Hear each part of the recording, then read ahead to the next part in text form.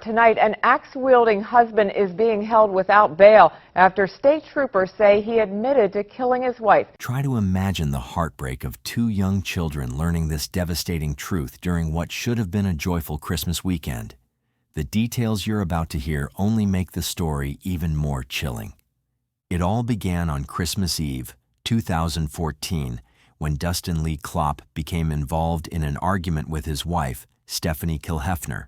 What started behind closed doors quickly turned violent.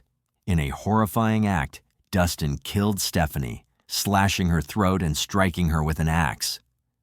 The following day, he carried on as if nothing had happened, taking their young children to celebrate Christmas, while secretly hiding Stephanie's body in a shed on their property. But the nightmare couldn't remain hidden. That evening, Dustin called the police and confessed, revealing a crime that would send chills through the entire community. Police say Klopp then punched his wife, slit her throat, and then hit her in the head with an axe. So what drove Dustin to do this? Was it simply an uncontrollable act of rage, or was something darker at play? Before we answer that, let's take a closer look at the family, so we can better understand the events that led up to this tragic moment. Paradise Township in Lancaster County, Pennsylvania, carries the kind of name that promises safety and tranquility, and for the most part, it delivers on that promise. This rural community sits nestled in the heart of Pennsylvania Dutch country, where horse-drawn buggies still share the roads with cars, and where neighbors actually know each other by name rather than just by the cars they drive. The crime rate here typically consists of minor property disputes and the occasional teenage vandalism, nothing that would prepare residents for what unfolded on Georgetown Road during the 2014 holiday season. At 623 Georgetown Road stood a modest home that housed what appeared to be a typical young American family. 34-year-old Stephanie Kilhefner had made this house into a warm sanctuary for her husband Dustin and their two children, a 5-year-old and a toddler who had recently celebrated their second birthday. The property included several outbuildings common to rural Pennsylvania homes, including a shed that would later become central to this tragic story. Stephanie herself embodied the kind of person who seemed to bring light into every space she entered. Friends and family members would later describe her profound connection with horses, explaining how her entire demeanor would transform when she spoke about them or worked with them. Her social media presence painted a picture of domestic contentment that would later take on a haunting quality. Just 2 weeks before Christmas Eve 2014, Stephanie had updated her Facebook profile picture to show what she considered her whole world. Dustin peacefully napping on the couch with their two children and the family dog, a moment of such ordinary tenderness that she felt compelled to preserve and share it. The image suggested a family at peace with itself, comfortable in the rhythms of daily life, preparing for what should have been another joyful holiday season together. But beneath this veneer of normalcy lay a more complex and troubling reality that Stephanie may have been trying to navigate alone. Dustin Lee Klopp brought into their marriage a criminal history that stretched back years before they met, a pattern of behavior that suggested difficulties with impulse control and respect for the law. Court records would reveal a timeline of escalating encounters with law enforcement that began in 1997 when Dustin pleaded guilty to charges of burglary and simple assault. This was followed by another burglary conviction in 2001, this time coupled with resisting arrest, suggesting an increasing willingness to challenge authority even when caught in wrongdoing. The pattern continued through the 2000s with 2 DUI convictions in 2007, indicating problems with alcohol that had reached the point of endangering others on the road. Another resisting arrest charge in 2009 reinforced the image of someone who struggled to accept consequences for his actions. Most significantly, Dustin had served a 2 to 4 year prison sentence for drug-related charges emerging from incarceration in 2011, the very same year he married Stephanie. Attorney Corey Miller, who had represented Dustin in previous legal matters, would later express genuine surprise at the murder charges, describing his former client as level-headed and not someone he would have considered capable of violence. Miller emphasized that throughout his dealings with Dustin, there had been no documented incidents of domestic violence between the couple, no police reports of arguments that had gotten out of hand, no restraining orders or protective orders that might have signaled danger ahead. This absence of obvious warning signs would become one of the most troubling aspects of the case, raising uncomfortable questions about how well we can ever truly know the people closest to us, and whether some forms of domestic tension remain invisible until they explode into irreversible tragedy. According to the timeline constructed by Pennsylvania State Police investigators, the argument began around 1 o'clock in the afternoon on December 24, 2014. The house on Georgetown Road, which should have been filled with the excitement of Christmas Eve preparations and the anticipation of Santa's arrival for 2 young children, instead became the scene of an escalating domestic dispute whose initial cause would never be definitively determined. District Attorney Craig Stedman would later emphasize in public statements that investigators never uncovered the specific trigger for the argument, though he stressed that ultimately it didn't matter because no verbal disagreement could ever justify the physical violence that followed. What emerged from Dustin's own confession and the forensic evidence collected at the scene painted a picture of rapid escalation from verbal conflict to fatal violence. During the confrontation, according to court documents and police reports, Dustin struck Stephanie with enough force to knock her to the ground. But rather than stopping there, rather than experiencing the shock and remorse that might have prevented further violence, Dustin continued his attack using multiple weapons. The medical examiner's report would confirm that Stephanie suffered fatal injuries from both a knife and an axe, weapons that required deliberate retrieval and use rather than being grabbed in a moment of rage.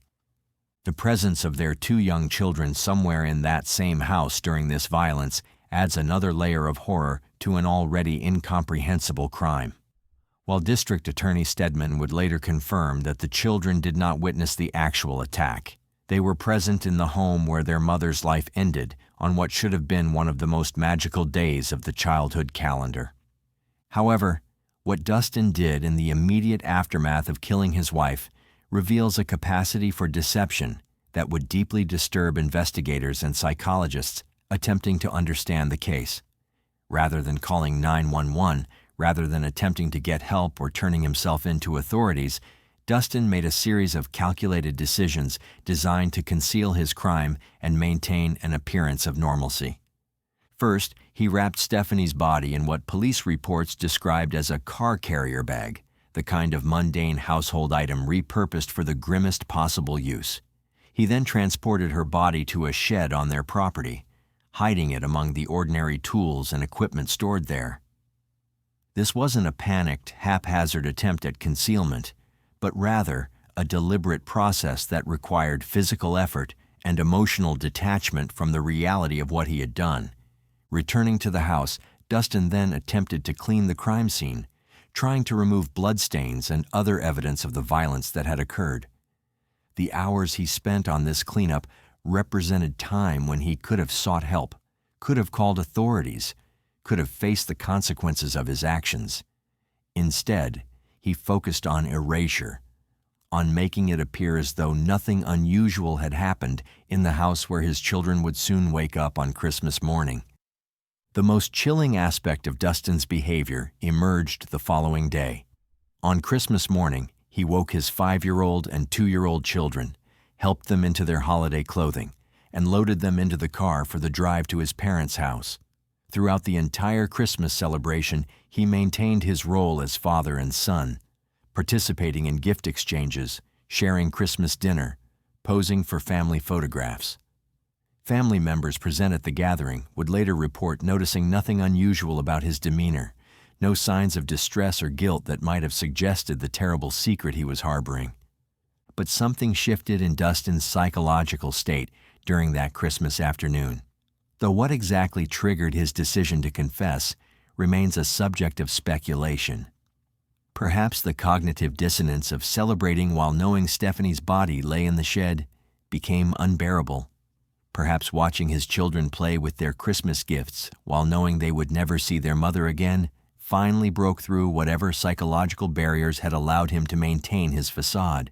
Or perhaps, as District Attorney Stedman suggested to reporters, Dustin developed a conscience after the fact, though this explanation seems insufficient given the calculated nature of his initial cover-up.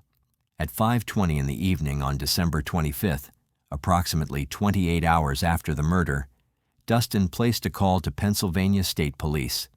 The confession he offered was notable for its lack of excuse or justification. He didn't claim self-defense, didn't attempt to minimize his actions, didn't blame Stephanie or suggest she had provoked him beyond reason. He simply admitted to killing his wife and provided the specific location where investigators would find her body. This straightforward admission puzzled investigators accustomed to suspects who attempt to explain away or justify their actions even while confessing. District Attorney Stedman would later tell media that in his experience, most homicide confessions came wrapped in explanations, however flimsy or self-serving. Dustin's stark admission of guilt without accompanying rationalization suggested either complete emotional shutdown or a recognition that no explanation could possibly suffice for what he had done. After making his confession call, Dustin didn't drive himself to the police station. Instead, his father drove him to the Lancaster County State Police Headquarters, where he arrived at approximately 6:30 in the evening. This detail raised additional questions that would never be fully answered. Had Dustin confessed to his parents before calling police? Had they convinced him to turn himself in? What conversations occurred during that drive to the police station? The father's involvement suggested that Dustin had reached out to his family for support even while taking responsibility for his actions. 36-year-old Dustin Klopp remains here at Lancaster County Prison, but now prosecutors have added sexual assault charges against him. As investigators processed the crime scene and began building their case against Dustin, disturbing additional evidence emerged that would shock even seasoned law enforcement professionals. The autopsy conducted on Stephanie's body revealed injuries consistent with assault, leading prosecutors to add charges of involuntary deviate sexual intercourse to the existing homicide charges. District Attorney Stedman, while confirming these additional charges, declined to specify whether the assault occurred before or after Stephanie's death, a detail that, while legally significant for charging purposes, added another dimension of horror to an already devastating crime.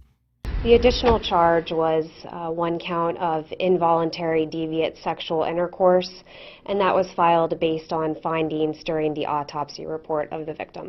The systematic nature of the violence, the use of multiple weapons, and the post-attack actions all pointed to someone capable of extreme compartmentalization and emotional detachment. Yet those who knew Dustin struggled to reconcile this capacity for violence with the man they thought they knew.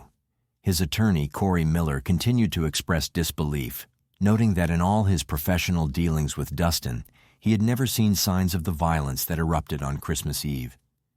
Neighbors along Georgetown Road expressed similar shock. One resident who had exchanged holiday greetings with Stephanie just days before her death told reporters about the impossibility of believing such violence could occur in their quiet community. The woman recalled Stephanie wishing her a Merry Christmas with genuine warmth, making the subsequent tragedy even more difficult to process. As news of the murder spread through Lancaster County and beyond, investigators began examining every aspect of the Klopp family's life, searching for warning signs that might have been missed or ignored. They pored over financial records, interviewed friends, and extended family members, analyzed social media posts, and attempted to construct a complete picture of the marriage that had ended so violently. What emerged was paradoxical. The couple's social media presence, particularly Stephanie's Facebook page, showed what appeared to be genuine moments of family happiness.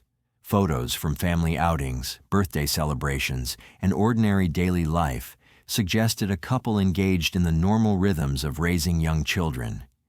There were no cryptic posts suggesting marital discord, No calls for help disguised as status updates. None of the digital breadcrumbs that sometimes precede domestic violence incidents in the social media age. Yet the absence of obvious warning signs itself became troubling. Domestic violence experts consulted about the case noted that many abusive relationships exist behind carefully maintained public facades, with victims either unable or unwilling to seek help for complex psychological, financial, or familial reasons. The fact that no prior domestic violence incidents had been reported didn't necessarily mean they hadn't occurred, only that they hadn't reached the level of police involvement. The timing of the violence also raised questions among investigators and psychologists. Christmas Eve represents a time of heightened stress for many families, with financial pressures, family obligations, and the weight of creating perfect holiday memories combining to create a potentially explosive emotional environment. Statistics from domestic violence organizations consistently show spikes in violence during holiday periods when families spend extended time together and when the gap between expectation and reality can become particularly acute. While awaiting trial in Lancaster County Prison, Dustin's story took its final tragic turn. On February 27, 2015, just 2 months after his arrest, corrections officers discovered him in his cell, having attempted to take his own life using a bedsheet. Despite immediate medical intervention and transport to Lancaster General Hospital, the lack of oxygen during the attempt caused severe and irreversible brain damage. After 2 days on life support, Dustin was declared brain dead and subsequently pronounced deceased. The Lancaster County coroner ruled the death a self-harm and determined that no autopsy would be necessary. Dustin Klopp had been in prison since turning himself in to police Christmas Day for the brutal murder of his wife Stephanie Kilhefner at their home in Ronks. Now, the Lancaster County Prison is where he ended his own life. The Lancaster County coroner says the 36-year-old hung himself Wednesday with a bedsheet and is now brain dead. With Dustin's death, any possibility of understanding the full truth of what happened on Christmas Eve 2014 died with him. The questions that had plagued investigators and family members alike would remain forever unanswered. In the aftermath of this tragedy, the focus necessarily shifted to the 2 young victims who survived, the couple's children, aged 5 and 2 at the time of their mother's murder. These children, in the span of just 2 months, had lost both parents and had their entire world fundamentally altered in ways they were too young to fully comprehend. Custody was immediately granted to Stephanie's parents, their maternal grandparents, who faced the impossible task of explaining to 2 young children why Mommy and Daddy would never come home again. A memorial fund established through GoFundMe helped cover funeral expenses and provided some financial support for the children's immediate needs. Stephanie's memorial service, held on January 3, 2015, at Parksburg United Methodist Church in Philadelphia, brought together a community in mourning, struggling to make sense of a senseless loss. The service celebrated Stephanie's love for horses, her devotion to her children, and the light she had brought into the lives of those who knew her. Today, those children would be approximately 15 and 12 years old, teenagers attempting to navigate the already challenging adolescent years, while carrying the weight of a tragedy that occurred before they could fully form memories of their mother. Every Christmas presumably brings complicated emotions, forever linked to the loss of their mother and the subsequent loss of their father. Every school project about family trees, every Mother's Day and Father's Day, every milestone that typically involves parental presence serves as a reminder of what violence stole from them. The case of Dustin Klopp and Stephanie Kilhefner forces us to confront uncomfortable truths about domestic violence and its often hidden nature.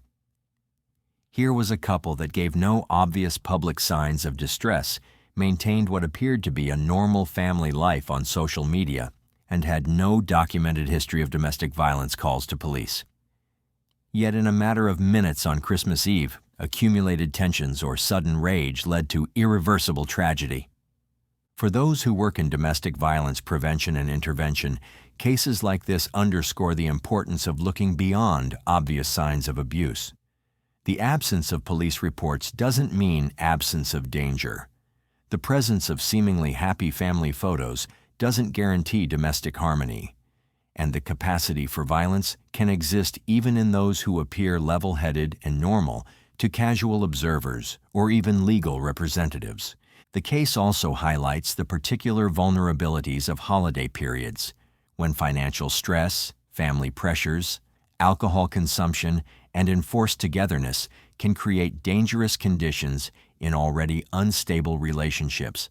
The National Domestic Violence Hotline reports consistent spikes in calls following major holidays, suggesting that the Klopp case, while extreme in its outcome, reflects broader patterns of holiday-related domestic tension.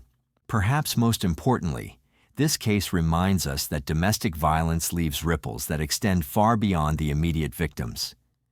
2 children lost both parents, grandparents lost a daughter, and inherited the responsibility of raising traumatized grandchildren.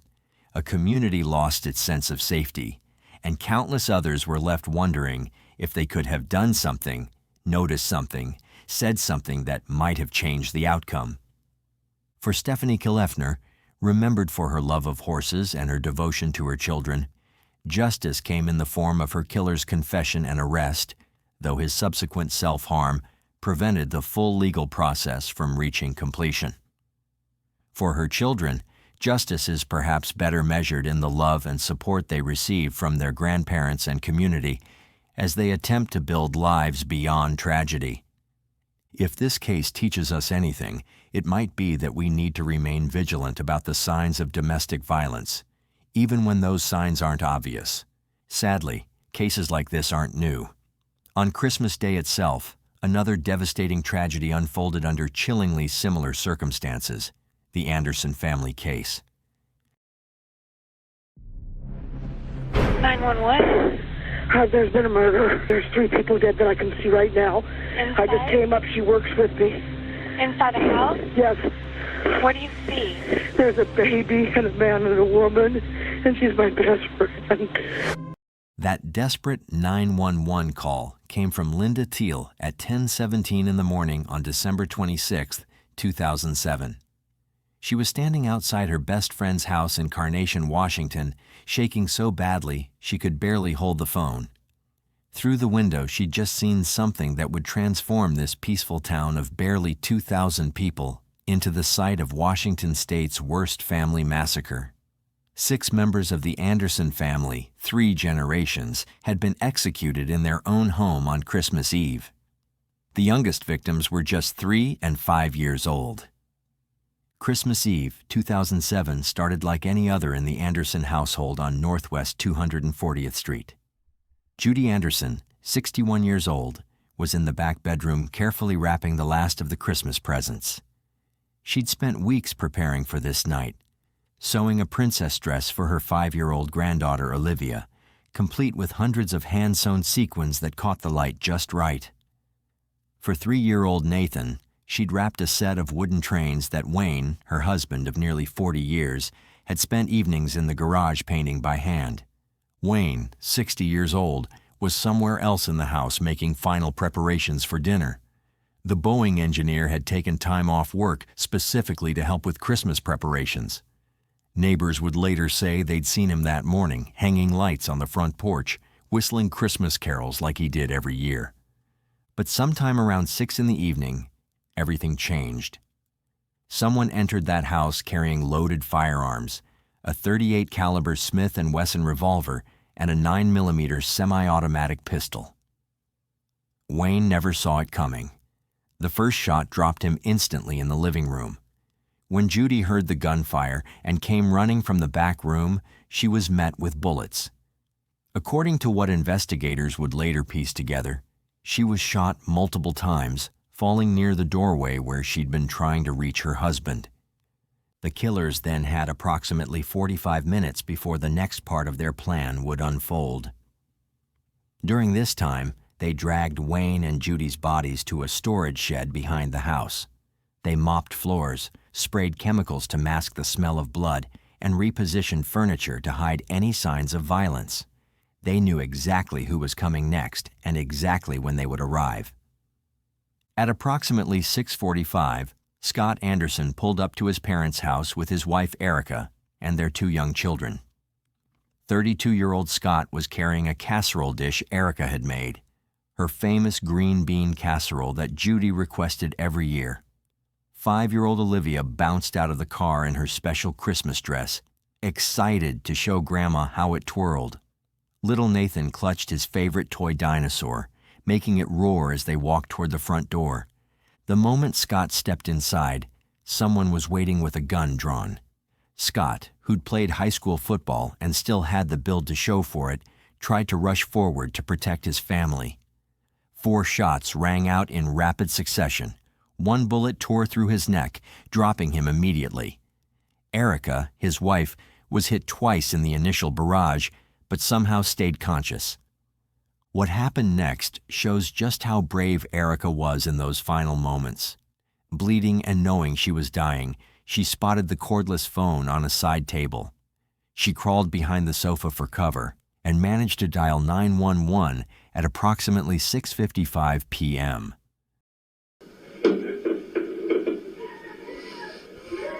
Hello? Hello? Hello? The emergency operator heard muffled voices, someone yelling, sounds of a struggle. But before Erica could speak clearly into the phone, one of the killers snatched it away, ripping out the batteries and crushing the device under their feet. The operator, unable to determine the exact nature of the emergency, dispatched 2 deputies to check what might have been just a loud Christmas party. Erica was then shot once more, this time in the head, ending her desperate fight to save her children. But those efforts to call for help might have worked if the killers hadn't thought of everything. They ran outside and locked the metal gate at the entrance to the property, the same gate Wayne had installed years ago to keep deer out of Judy's garden. When the deputies arrived minutes later, they found the gate locked tight. They listened carefully, but heard no sounds of disturbance. No screaming, no gunshots, nothing to indicate the horror that had just unfolded inside. They knocked on a neighbor's door, but that neighbor hadn't heard anything unusual either. Without probable cause to break down the gate, the deputies left. Back inside the house, 2 small children were now alone with their parents' killers. 5-year-old Olivia and 3-year-old Nathan had witnessed the murder of their parents. According to what investigators would later learn from confessions, there was a discussion between the killers about what to do with the children. They were witnesses. They could identify the shooters. Even at their young ages, they could point fingers, nod yes or no to questions, recognize faces in a lineup. The decision was made quickly and coldly. Olivia was shot first. The little girl who'd been so excited about her twirling Christmas dress never got to show it to her grandmother. Then came Nathan. Investigators would later learn from one of the killer's confessions that the 3-year-old was sitting on the floor playing with the broken batteries from the destroyed phone when he was shot. The killer would claim the child looked up with what seemed like understanding of what was about to happen, a detail so haunting that even veteran detectives struggled to process it. When it was over, 6 members of the Anderson family lay dead in their own home on Christmas Eve. 3 generations wiped out in less than 2 hours. The house that had been filled with Christmas decorations and the smell of dinner cooking was now a crime scene of unimaginable horror. Now, the Anderson family had no known enemies. They didn't owe money to dangerous people. They weren't involved in criminal activities. Wayne wasn't some corrupt businessman with shady dealings. Judy wasn't harboring dark secrets. They were exactly what they appeared to be, a normal, loving family in small-town Washington. Remembering what I did, how worthless it is, how worthless I am because I killed all these people. They deserve to die. They deserve to live a lot more than I did, but they did. They deserve to live a lot more than I did. So who could do something like this? Who could execute an entire family, including 2 small children, on Christmas Eve? Who knew the family would be gathering that night? Who knew the layout of the house well enough to hide bodies and clean up evidence? Who knew exactly when Scott and his family would arrive? The answer would shock everyone who thought they knew the Anderson family. Now, I'll just tell you about she works with me. There's a baby and a man and a woman, and she's my best friend. This is locked, which makes me wonder if her daughter did it. Which is scary, because then I might be up here with a murderer. To understand what really happened that night, we need to understand who the Andersons were and the complex dynamics that existed within this seemingly perfect family. Wayne Scott Anderson was the rock of the family. At 60 years old, he'd worked at Boeing as an engineer for over 2 decades. Co-workers described him as meticulous, reliable, the guy who showed up early and stayed late to help younger engineers learn the ropes. But his real passion was his family. He coached Little League when Scott was young, teaching not just baseball but life lessons about integrity and hard work. Even after his son aged out, Wayne continued coaching, saying it kept him connected to the community. Neighbors had nothing but good things to say about Wayne. Tom Harrison, who lived 3 houses down, told investigators that Wayne had spent an entire weekend helping him rebuild his deck, refusing any payment except for a few beers at the end. "That was Wayne," Harrison said. "He'd see you struggling with something and just show up with his tools." Judy Anderson was the heart of the family. At 61, she'd been working at the Carnation Post Office for 15 years. But she wasn't just sorting mail. She was the unofficial therapist for half the town. People would time their visits to coincide with her shifts, knowing she'd ask about their kids, remember their birthdays, and offer a sympathetic ear during tough times. Linda Thiele, her best friend and co-worker, later said Judy knew every single person in town by name and could tell you their dog's name too. At home, Judy was the classic grandmother. She sewed, she baked, she gardened. Her apple pies won the county fair 3 years running. She made quilts for every new baby born in Carnation, often spending months on intricate patterns. For her grandchildren, there was nothing she wouldn't do. That princess dress she'd made for Olivia, she'd driven to Seattle 4 times to find the perfect fabric, then spent 3 weeks hand-sewing each sequin. Their son Scott, 32, had followed his father's footsteps into engineering, though he worked for a smaller firm in nearby Redmond. He'd married Erica when they were both 25, and by all accounts, it was a genuine love match. Erica, who came from a big Italian family, brought warmth and laughter into the sometimes reserved Anderson household. She taught Judy how to make homemade pasta, and in return, Judy taught her the secret to her prize-winning pies. Scott and Erica's children were the light of everyone's lives.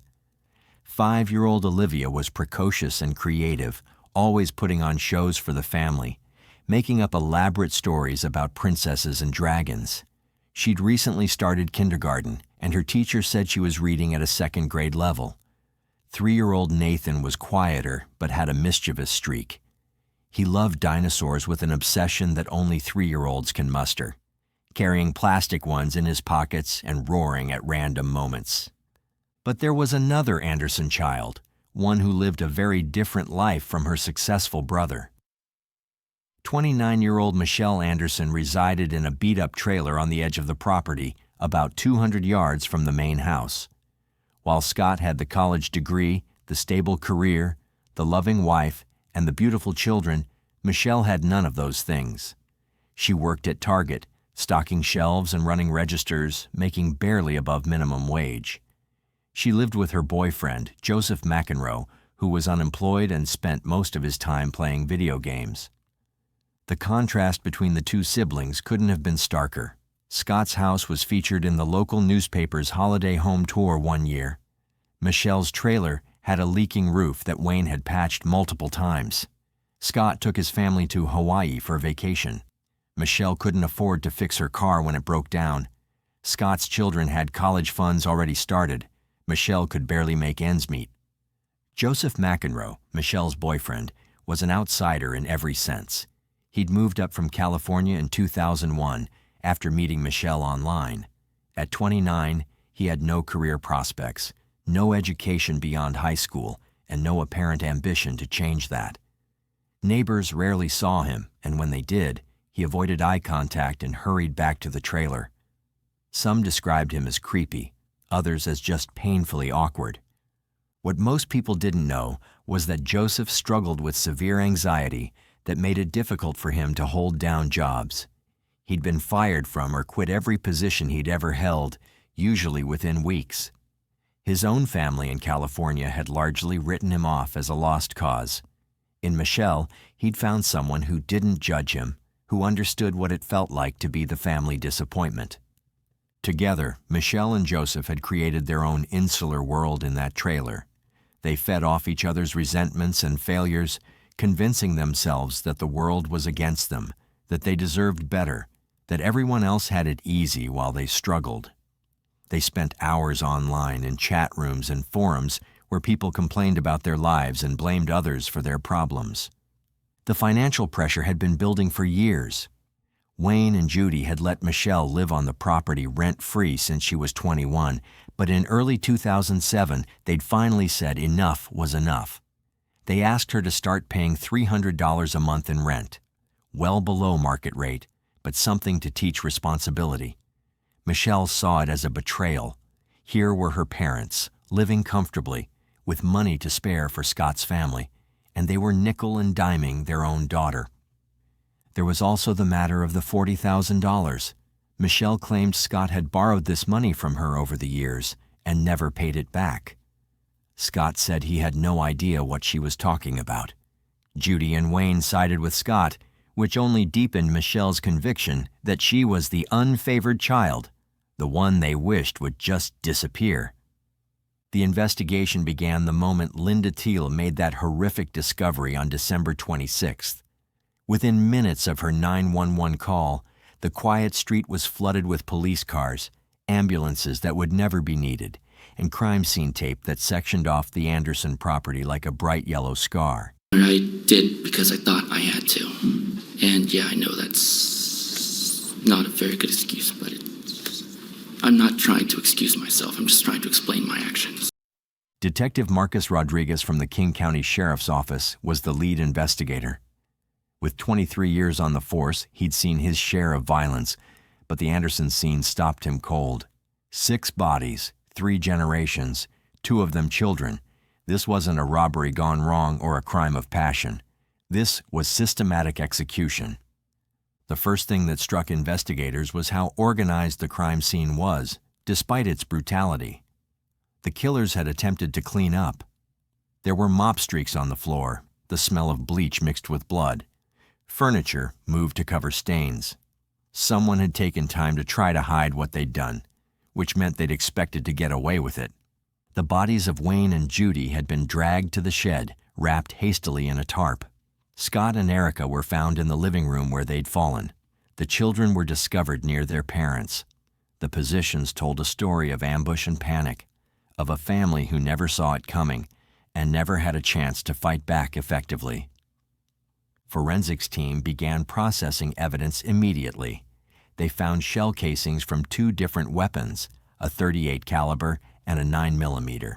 The sheer number of shots fired, over 15 rounds total, suggested this wasn't a single shooter who'd snapped.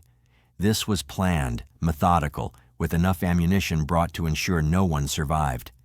The destroyed phone with Erica's bloody fingerprints on it became a crucial piece of evidence. Phone records showed the 911 call at 6:55 p.m., lasting only seconds. The dispatcher's log noted sounds of disturbance, but no clear communication. Those 2 deputies who'd responded to the welfare check were devastated when they learned what had been happening behind that locked gate while they stood outside, unable to legally enter. But here's where the investigation took its first major turn. As detectives canvassed the neighborhood and began identifying who needed to be interviewed, they realized one family member was missing from the crime scene: Michelle Anderson. She lived right there on the property, just 200 yards away in her trailer. Where was she on Christmas Eve when her entire family was being murdered? When investigators went to the trailer, they found it empty, but not abandoned. Clothes were missing from the closets. Toothbrushes were gone from the bathroom. The computer was still warm, showing recent activity. Someone had been here after the murders, packing deliberately, not in panic. A bolo, be on the lookout, was issued for Michelle Anderson and her boyfriend, Joseph McEnroe. Their car, a beaten-up Honda Civic with distinctive damage to the rear bumper, was entered into the system. Every law enforcement agency in Washington, Oregon, and Idaho was notified. The breakthrough came in the most unexpected way. On December 26th, as crime scene investigators were still processing the house and deputies were stretching yellow tape across the property, a Honda Civic with rear bumper damage drove slowly past the scene. The car pulled over about 50 yards from the police perimeter. Two people got out and began walking toward the officers. It was Michelle Anderson and Joseph McEnroe. They approached Deputy Janet Williams with what seemed like confused concern. Michelle asked what had happened, said they'd been driving by and saw all the police cars. She seemed shocked when told there had been deaths in the family. Joseph stood slightly behind her, silent, his hands shoved deep in his pockets. Detective Rodriguez was called over immediately. His first thought was that they were either the luckiest or unluckiest people alive. Lucky if they'd genuinely been away during the massacre. Unlucky if they were returning to the scene of their crime.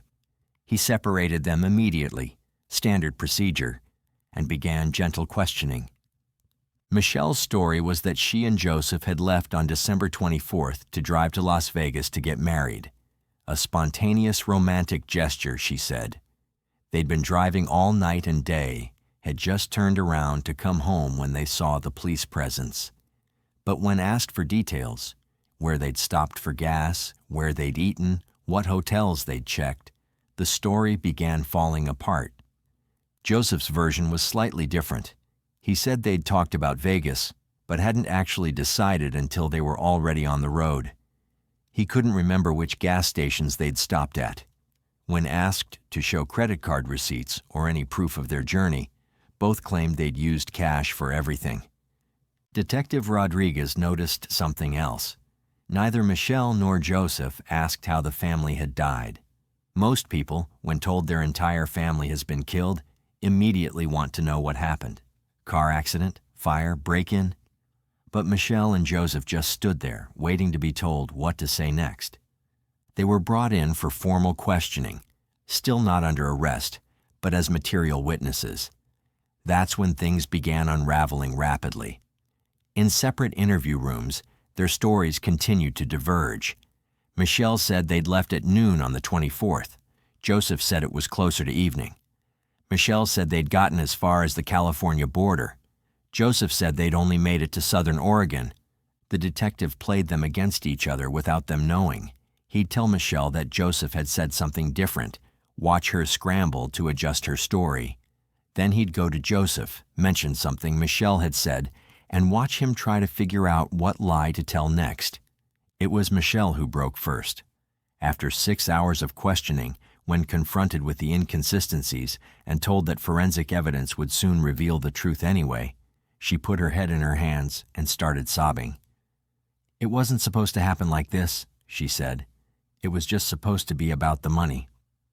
The trial of Michelle Anderson and Joseph McEnroe began in March of 2011, more than 3 years after the murders. The delay was due to extensive pretrial motions, psychiatric evaluations, and the complex nature of prosecuting a death penalty case. The King County Courthouse had never seen such media attention for a local trial. News vans lined the street. People began lining up at 4 a.m. to get seats in the courtroom. Prosecutor Sarah Martinez opened with a methodical presentation of the state's case. She showed the jury crime scene photos, carefully selected to show the horror without being gratuitously graphic. She presented the murder weapons, legally purchased by Joseph McEnroe in 2006, 18 months before the killings. She played the brief 911 call where Erica's muffled voice could be heard before the line went dead. The forensic evidence was overwhelming. Gunshot residue was found on both Michelle and Joseph's hands when they were tested on December 26th, despite their claim of being on the road for 2 days. The bullets recovered from the victims matched the weapons found hidden in the trailer's ventilation system. Michelle's fingerprints were on the shell casings. Joseph's DNA was on the grip of the .38 caliber revolver. But it was the testimony of Joseph McEnroe himself that sealed their fate. In a shocking move, he agreed to testify in exchange for the prosecution taking the death penalty off the table for him, though not for Michelle. Over 2 days on the stand, he laid out the entire plan in chilling detail. According to Joseph, it had started as Michelle's idea months earlier. She was convinced her parents were going to leave everything to Scott. The $40,000 she claimed he owed her was eating her alive. When Wayne and Judy asked for rent, it was the final straw. She began talking about what life would be like if her family was gone, how the property would be hers, how the life insurance would set them up. Joseph said he initially thought she was just venting, the way people say they want to kill their boss after a bad day at work. But Michelle kept bringing it up. She researched inheritance law online. She found out that if Scott died, his portion would likely go to his children, but if the children died too, it would revert to the surviving sibling. She started planning the logistics, when the family would all be together, how to do it quickly, how to cover their tracks. The plan was to make it look like a murder-suicide, with Scott as the shooter. They would plant evidence suggesting he'd snapped under financial pressure. Michelle had even written a fake suicide note on Scott's computer while house-sitting months earlier, though she'd never figured out how to print it without leaving a digital trail. Joseph testified that he bought the guns because Michelle said they needed them for protection living in a rural area. He didn't realize their true purpose until December 24th when Michelle told him tonight was the night. He claimed he wanted to back out, but Michelle threatened to leave him, to tell everyone he was planning to hurt her family. He was weak, he admitted, and he was afraid of being alone. The defense attorney, Robert Chen, tried to paint Joseph as the manipulator and Michelle as a woman pushed to the breaking point by years of neglect and favoritism. He brought in psychiatric experts who testified about Michelle's depression, her feelings of abandonment, her lifetime of living in her brother's shadow. But the jury wasn't buying it. The methodical nature of the crime, the attempt to clean up, the planned alibi. This wasn't someone who had snapped. This was calculated murder. Michelle took the stand in her own defense against her attorney's advice. She sobbed through her testimony, admitting to the killings but claiming it was Joseph's idea, that he'd manipulated her, that she was afraid of him. But under cross-examination, her story fell apart. She couldn't explain why she'd researched inheritance law. She couldn't explain the fake suicide note on Scott's computer. She couldn't explain why, if she was so afraid of Joseph, she'd lived with him for 6 years and was planning to marry him. The most damaging moment came when Prosecutor Martinez asked her about the children. "You shot your 5-year-old niece and 3-year-old nephew to prevent them from being witnesses, didn't you?" Michelle broke down completely. "They saw everything," she wailed. "They would have known it was us. I couldn't go to prison. I couldn't." The prosecutor's voice was ice cold. "So you chose their deaths over your imprisonment?" Michelle had no answer that could save her. On April 15, 2013, after deliberating for just 4 days, the jury returned guilty verdicts on all counts for both defendants. 6 counts of aggravated first-degree murder each. The aggravating factors included multiple victims, victims under 14 years of age, and murder to conceal the commission of a crime. When it came time for sentencing, the prosecutor asked for death for Michelle Anderson. Several of Wayne's co-workers testified about what kind of man he was. Linda Thiele took the stand, barely able to speak through her tears, talking about losing her best friend. Erica's mother had to be helped from the courtroom when she broke down describing how her grandchildren would never grow up. But the most powerful testimony came from Olivia's kindergarten teacher, Mrs. Patricia Brown. She brought a small art project to court, a Christmas ornament Olivia had made just days before her death. It was a paper angel with glitter glued on crooked, with "For Grandma" written in a 5-year-old's shaky handwriting. Olivia was going to be someone special, the teacher said. She was already special, but she was going to change the world. Both those babies were, and now we'll never know what they could have been. As for the sentencing of Miss Anderson, the result is pretty much preordained. Ms. Anderson, pursuant to your convictions, the law mandates that I impose 6 consecutive sentences of life imprisonment without the possibility of release or parole, plus a sentence of enhancement of 60 months on each count as well. I will impose the mandatory victims assessment penalty, the DNA fee. Restitution will be set at a separate proceeding, which you may waive your presence at if you so desire. I will waive all other non-mandatory fees and assessments, and that will be the order of the court. In the end, both Michelle Anderson and Joseph McEnroe were sentenced to life in prison without the possibility of parole. The judge called it the most heinous crime he'd seen in 30 years on the bench. Michelle showed no emotion as the sentence was read. Joseph kept his head down, reportedly crying silently. The Anderson house still stands on Northwest 240th Street in Carnation, though no one will buy it. It's been on the market 3 times, each time selling for less than the asking price, before the buyers back out once they learn its history. The trailer where Michelle and Joseph lived was demolished by the county as a public nuisance. Wayne and Judy Anderson, Scott and Erica Anderson, Olivia, and Nathan Anderson are all buried together in Carnation Cemetery. Their shared headstone reads, "Together forever in heaven." Every Christmas Eve, someone leaves 6 candy canes at the grave, 1 for each life lost. No one knows who does it, but they've appeared every year since 2008. Linda Thiele still works at the post office but refuses to talk about that day. She's been in therapy for years, haunted by the image of her best friend's family destroyed. The 2 deputies who responded to the initial welfare check both left law enforcement, unable to forgive themselves for not breaking down that gate. The town of Carnation has never fully recovered. Property values dropped for years. The annual Christmas parade was canceled for 3 years before residents decided the children of the town deserved to have it back. But it's never been quite the same. There's always an undercurrent of sadness, a recognition that even in the safest places, unimaginable horror can strike. Joseph McEnroe is serving his sentence at Washington State Penitentiary in Walla Walla. He reportedly spends 23 hours a day in his cell, refusing to participate in prison programs or interact with other inmates. Michelle Anderson is at the Washington Correction Center for Women in Purdy. She's been disciplined multiple times for fighting with other inmates and has spent significant time in solitary confinement. Neither has ever expressed genuine remorse for murdering Olivia and Nathan. In their minds, even now, the children were just collateral damage in a plan to get what they felt they deserved.